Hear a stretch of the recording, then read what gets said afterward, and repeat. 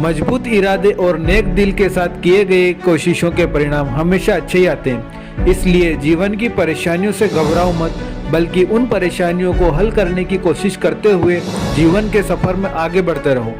दोस्तों, यह कहानी एक राजा की है।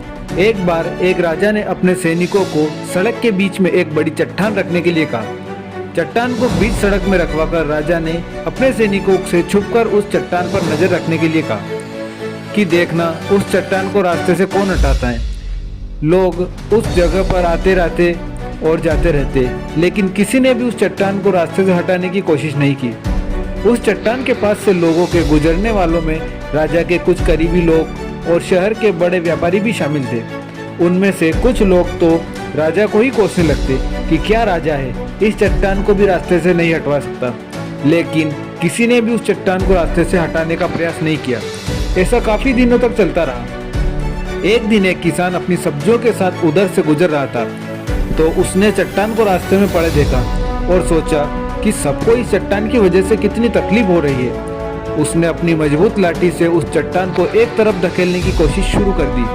काफी कोशिश के बाद वह उसे सड़क से हटाने में कामयाब हो गया। चट्टान रास्ते से हटने के बाद किसान अपनी सब्जियां को उठाकर जाने ही वाला था कि अचानक उसकी नजर एक पोटली पर गई, जो ठीक उसी जगह पड़ी थी जहां से उसने वो चट्टान को हटाया था। उसने उस पोटली को खोलकर देखा तो उसमें सोने के कई सिक्के थे और उन सिक्कों के साथ राजा का एक संदेश भी था, जिसमें लिखा था कि ये सोने के सिक्के उनके लिए हैं जो इस चट्टान को रास्ते से हटाएगा। तो दोस्तों, बिल्कुल ठीक इसी तरह हम सबकी लाइफ में कई परेशानियां आती हैं। कुछ लोग उन परेशानियों से बचकर निकल जाते हैं और कुछ रास्ता बदल लेते हैं, और चंद लोग ठान लेते हैं कि उन परेशानियों का